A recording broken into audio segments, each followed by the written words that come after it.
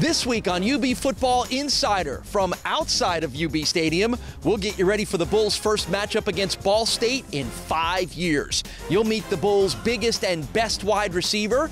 We'll take a trip around the MAC, which now features a top 25 team, and we'll ask what's eating Boise Ross, or more specifically, what's Boise Ross eating? It's all coming up on UB Football Insider.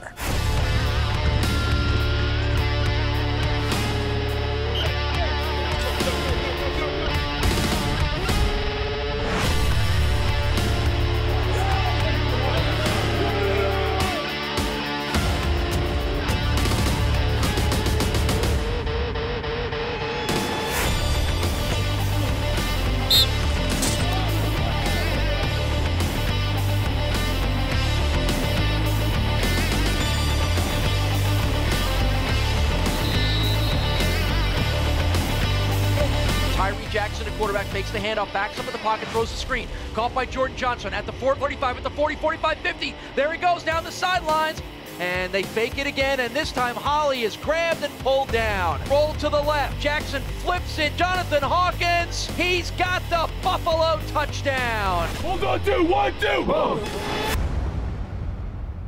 Well, hi, everybody, and welcome to what I guess, Coach, we could call this week's edition of UB Football Outsider as we bask in the sun outside of UB Stadium here, getting you ready for this week's home game against the Ball State Cardinals. Brothers Osborne in the concert stage right over here, and then the game behind me at 3:30. And when Ball State comes to town, Coach, which they don't really do very often, first time since 2011, Bulls fans can't help but think of their most memorable moment against Ball State. I know you weren't here, but you're a little familiar with the 2008 MAC championship game and what it means to this program. Yeah, very exciting time. Probably our biggest win in school history, without a doubt. Coach Turner Gill and his squad upsetting Ball State for the MAC championship. And, you know, that's the goal here, that we can put ourselves in that type of position here in the near future. Well, it's a crossover game, obviously, with a MAC West opponent that, as I mentioned, the Bulls don't see very often. So you've got to do a little more work to get familiar with them. And I think the thing that jumps out about the Ball State Cardinals through their first 2 MAC games is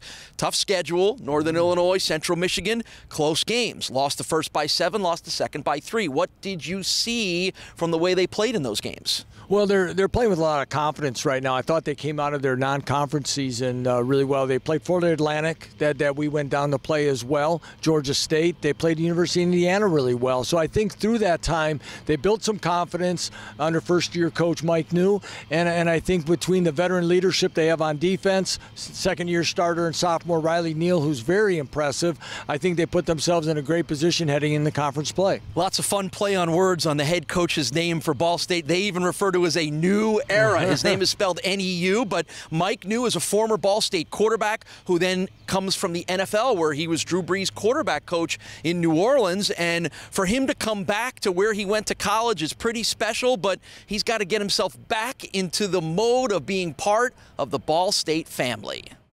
When you go into a situation like this, and the faster that you embrace, these are my guys, these are our guys, these are Ball State University's guys, and you know, I don't ever and never will catch myself using, well, these aren't the guys I recruit. Hey, they're us. This is our family now, and you're only as strong as your weakest link. One thing him and the coaching staff has really made clear is that they're going to have a good relationship with you off the field. It's going to be not just a coach-player, but a really close relationship. But as soon as you get on that field, man, it's a respect thing. That's our boss in the field, and there's a business out there. You know, we try to develop an accountability plan where we're kind of looking out for each other's back, and each guy needs a little bit help in a different area, and our senior leaders kind of take it upon themselves to also kind of fulfill those coaching duties, if you will, and helping the younger players to, you know, buy into what we're asking them to do culture-wise and get the chemistry the way it needs to be in the locker room, because that's what matters the most is, hey, what kind of culture, what kind of environment do we have in order to have success? Well, Coach, as I mentioned, Mike New has come from the NFL, where he was the quarterback's coach for the New Orleans Saints. When a coach comes from the NFL with the intricacies of the way they run their offenses and defenses, do you see signs of that even in this year's Ball State team? I think so. I think they've been doing some things offensively. You know, quarterback under center, which we don't see a whole lot of as much anymore. But they're very multiple in what they're doing. I think there's some basic schemes that you see sometimes on Sundays in the play action game, the naked bootleg game, that they're incorporating, as well as some of the things they were doing before. So I think Mike has done a great job kind of meshing those philosophies together. Yeah, well, he could not, unfortunately, bring Drew Brees with him, which is good for you. But in Riley Neal, sophomore quarterback, big kid at 6 foot 6 inches tall. As you mentioned, somewhat shockingly, for the first time all year, you're going to see a pocket passer who probably wants to throw before he wants to run. So how much of an adjustment has that been, trying to figure out what Riley Neal wants to do at quarterback? Well, Coach Borland all week was looking at things about there's so much that they do offensively. You've got to try to narrow that down, figure out what they're doing out of what personnel groups and what formations. But again, Riley Neal in his second year as a starter, as you mentioned earlier, that we didn't play them last year, crossover games. We just didn't see them on film very often. So to really kind of watch, we'd heard that he was a very talented young man, but you could see what people are excited about, and we're going to have our hands full with him today. A couple of big weapons to keep an eye out for Ball State: in running back James Gilbert, the Mac's number 3 rusher; in wide receiver Kevon Mabon, the Mac's number 3 receiver. But I want to ask you about their defense, which has been pretty good this year, and they come at the Bulls, and they will here later today, with a couple of defensive ends in Anthony Winbush and Josh Posley, who are both among the leaders in the MAC in sacks and tackles for loss. Again, having that kind of athletic ability off the edge is not something that you've seen all year long. Right. They're very talented edge rushers. They get in wide techniques. They make it really difficult on tackles to get depth in their pass sets.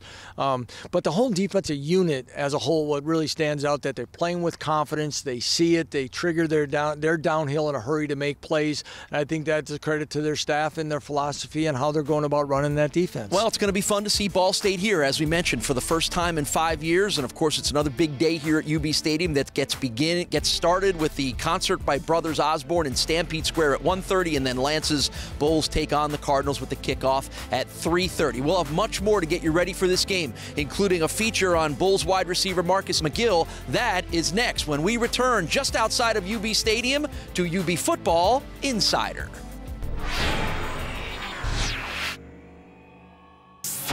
Midweek football returns to UB Stadium on Thursday, October 27th, when the Bulls host MAC rival Akron. Kickoff is at 7:30, but the excitement starts at 4:30 right inside Stampede Square. Don't miss out on the tailgate concert featuring country music star Chris Lane. It's country music, tailgating, and football in your own backyard. For tickets and more information, call 877-UB-THERE or visit ubbulls.com.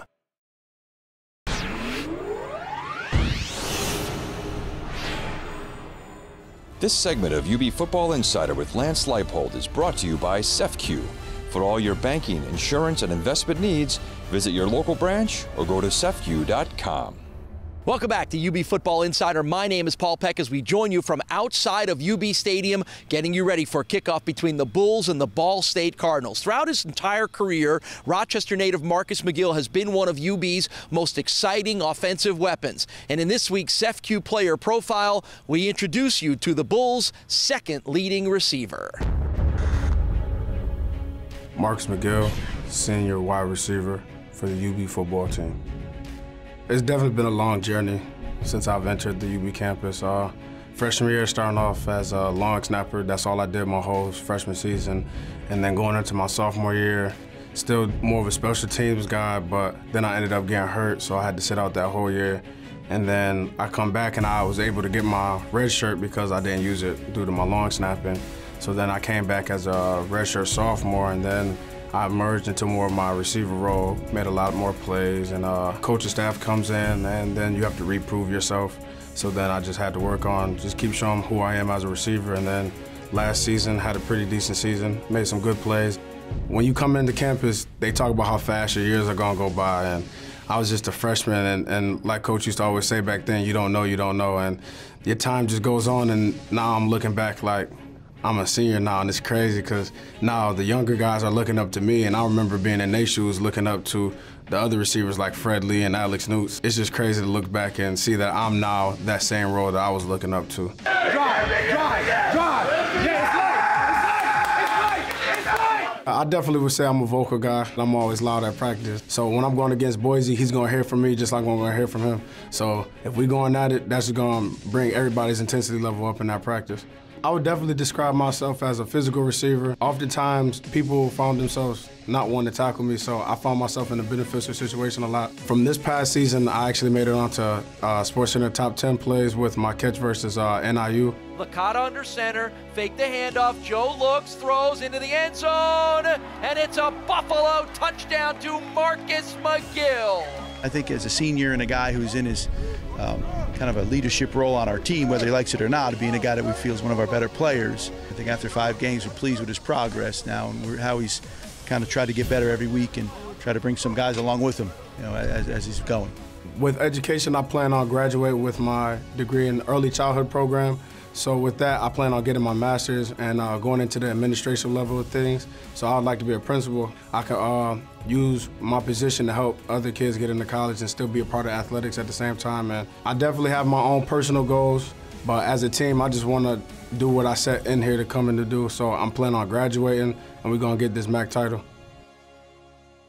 Well, welcome back outside of UB Stadium as we continue to get you ready for kickoff between the Bulls and the Ball State Cardinals. It all starts later on this afternoon with the Brothers Osborne concert in Stampede Square, which is right over there. That's at 1:30, and then Lance's Bulls take on the Cardinals at 3:30. Marcus McGill has always been fun to watch here in his career at UB, Lance, because you just don't see a lot of 230-pound wide receivers, and as he's developed, he's really started to use that size of his in the way he runs routes and the way he breaks tackles. Yes, he has. I think from the time that we arrived on campus, watching Marcus, you know, the maturity that he's taken on, a leadership role, his work ethic, and he's really kind of a unique dimension in your offense because he's probably built more like an H-back than he is a wide receiver, but he has good speed, good quickness, and he has an uncanny way of making people miss sometimes. Sometimes it's a stop-and-go move. Sometimes he just hunches down a little bit, but because he's so big, it's harder for those defensive backs to really sometimes bring him down at least single-handedly. Do you know the answer to the great Marcus McGill trivia question, which is what position did he play his freshman year here at UB? Yes, I do, and I've seen it before. He's a long snapper. That's right.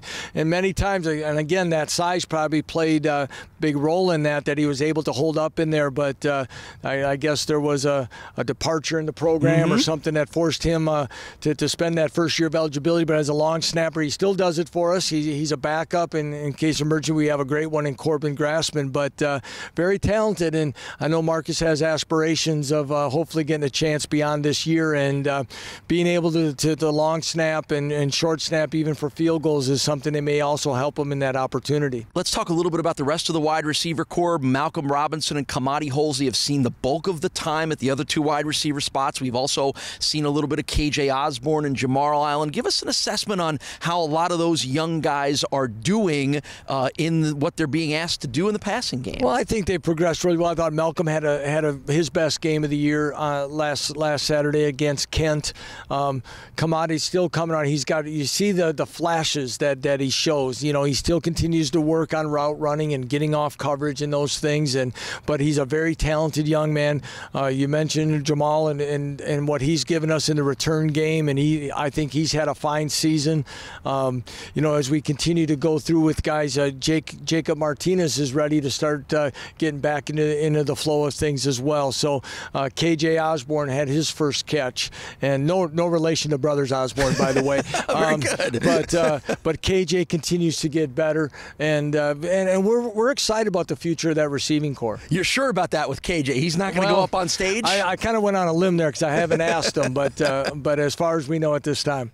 Right, and again, the wide receivers are also learning on the fly with a quarterback that's learning on the fly a little bit too, so you've got a lot of things, moving parts there, don't you? Yeah, and that's part of the growing pains in building our program, that it's not always as fast or as clean as we'd like, but again, our enthusiasm or what our evaluation of our personnel has not wavered, and what we think these young men will give our program. All right, well, good luck later on today. It's the Bulls and the Ball State Cardinals as Lance Leipold's Bulls try to even their MAC record up at 1-1. Always good to hang out with you here in the beautiful sun right outside of UB Stadium. Yeah, it is. We got to do this more often. You want to do this in November or December? If that's what it takes, we will do that. I knew you'd say that. That I'm not so sure about. We'll play that one by ear. We've got much more coming up on UB Football Insider, including our trip around the MAC. That is next when we return just outside the ticket office here at UB Stadium.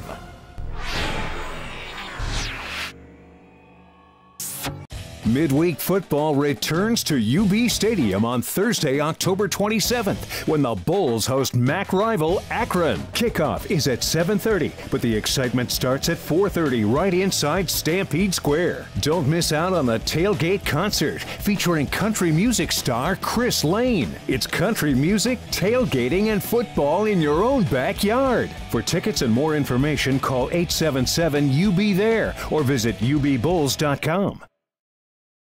Bulls fans, it's time to check out ubhornsup.com, UB Athletics' official crowdfunding website. Help our student athletes and coaches achieve their goals. Together, we can do great things. Go to ubhornsup.com to learn more on how you can have a direct impact.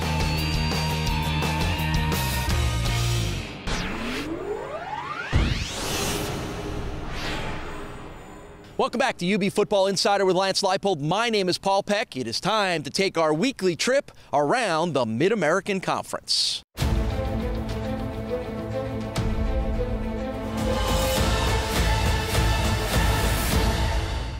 Over in Athens, Ohio, it was the OU Bobcat defense that came up big last Saturday in a MAC East battle against Bowling Green. The Bobcats capitalized on 4 Falcon turnovers, converting the takeaways into 17 points en route to a 30-24 win at home. The Bulls will travel to face the Ohio Bobcats on Thursday, November 3rd at 6 o'clock. You can watch it on the CBS Sports Network, and a trip to Bowling Green will close out the Bulls' regular season on Friday, November 25th. It was another MAC East battle in Akron last weekend as the Zips defeated the visiting Miami Redhawks 35-13 to improve to 2-0 in the conference and 4-2 on the season. The Zips were led by a huge performance from quarterback Trayvon Chapman, who passed for 3 touchdowns and ran for 1 more. The Bulls host the Zips later this month on Thursday, October 27th at 7:30, part of Midweek MACtion. And despite a 141-yard, 2-touchdown performance from running back James Gilbert, the Ball State Cardinals fell to the Central Michigan Chippewas 24-21 last Saturday. The Cardinals are now 0-2 in MAC play and 3-3 on the season. They face the Bulls today in a 3:30 p.m. kickoff right here at UB Stadium. One other big piece of news about the MidAmerican Conference, the Western Michigan Broncos stayed undefeated. They're now 6-0 thanks to a win over Northern Illinois, and they have now vaulted into the rankings, ranked 24th in the country. First time the Broncos have been ranked in their school history. UB will play at Western Michigan, where they may still be undefeated later on in the season. Well, it goes without saying that football players like to eat, and the Bulls players have the benefit of one of the nation's best dining halls. It's called the Crossroads Culinary Center, but it's more commonly referred to as C3. So who better to give us a tour but a football player? In this case, Bulls senior cornerback Boise Ross.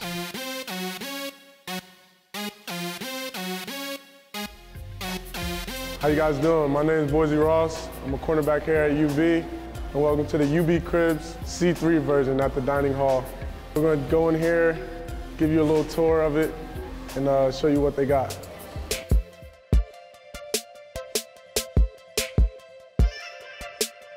Hey guys, welcome to the lobby of C3. This is one of the best areas, dining halls in the country. They have so many things. The variety is endless. They have pasta, salads, pizza, cereal if you're a cereal guy, chicken, Chinese food, anything that you want, I'm pretty sure they have. I'm feeling like some pizza today, so let's walk over here so I can make my own. I got the cameras on me today. I wanted to make my own pizza. I came to you personally. I'll take some cheese, extra cheese, pepperoni. Yeah, that'll be it. I'm gonna finish it off like that. Hey man, there's so many options here at C3. As you can see, I just made my own pizza, and that's for every place that you go around here. You can make your own soup, make your own sandwiches and stuff like that. Like I said before, the varieties are endless. Right now I'm hungry, so let's eat. Thank you so much. Appreciate that. Here's how the pizza looks. Comes out perfect, you know. Only because the perfect hands made it. Thank you again. After you eat in the meal, you get ready for dessert. That's my favorite part. That's what keeps me going. They have everything: brownies, cupcakes, apple pies, which is my personal favorite. I'm gonna grab an apple pie.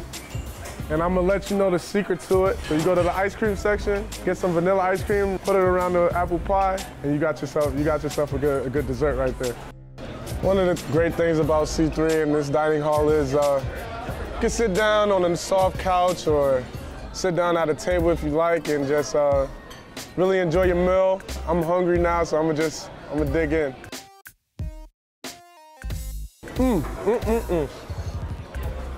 Gotta love it. Gotta get a piece of the apple pie.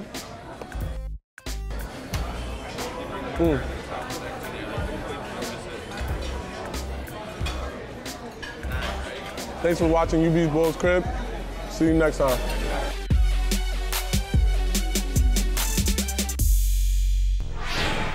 The university at Buffalo is as much a way as it is a place of seeing the world, of engaging ideas, of inspiring action and taking the lead, with people from all over, working together, lifting each other up and accomplishing amazing things. Here is how.